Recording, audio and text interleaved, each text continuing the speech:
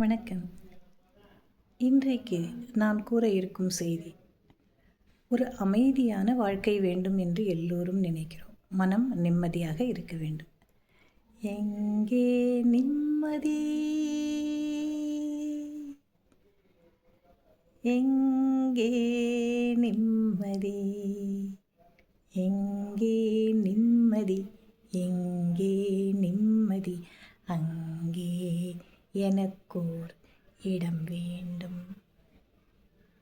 இருக்கா? கண்ணதாசன் பாடியிருக்கு. எல்லாரும் அதை தான் விரும்புகிறோம். எதனால் விரும்புகிறோம்? மற்ற சின்ன சின்ன விஷயங்கள் கூட நமக்கு தொந்தரவு கூட, டிஸ்டர்பன்ஸ்னு சொல்லுவோம்ல, நம்மளால் அதை சமாளிக்க முடியறதில்ல. அதனால தான் அந்த நிம்மதியை தேடி அலைகிறோம். நிம்மதி நம்மக்கிட்ட தான் இருக்குது. எப்படி இருக்குன்னு சொல்கிறேன். மிக பெரிதாக ஆசைப்படுறது, அடுத்தவனை பார்த்து சூடு போட்டுக்கிறது வேண்டாம். உனக்கு இன்னைக்கு என்ன இருக்குது? மிக எளிமையான வாழ்க்கை முறைகளை கடைபிடியுங்கள். அவ்வளோதான். இருப்பதை சந்தோஷமாக அனுபவிங்கள். இந்த நொடி தான் நம்முடையது. கடந்த நொடி சென்று விட்டது.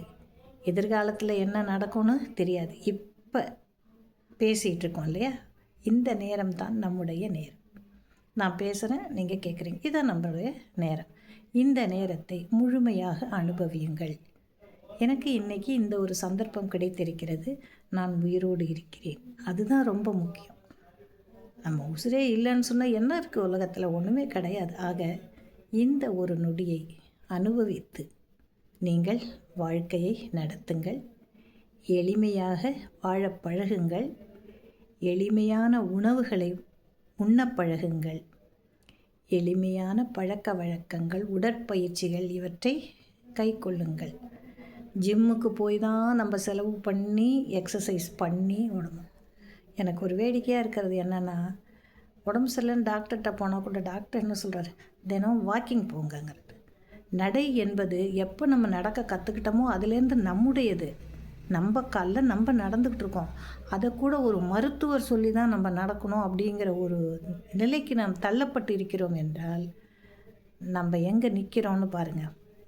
இது எல்லாத்துக்கும் காரணம் என்ன? ஆசை. அடுத்தவனை விட நான் ஒரு படி மேலே இருக்கணும்னு நினைக்கிறோம் இல்லையா? அந்த ஒரு ஆசை.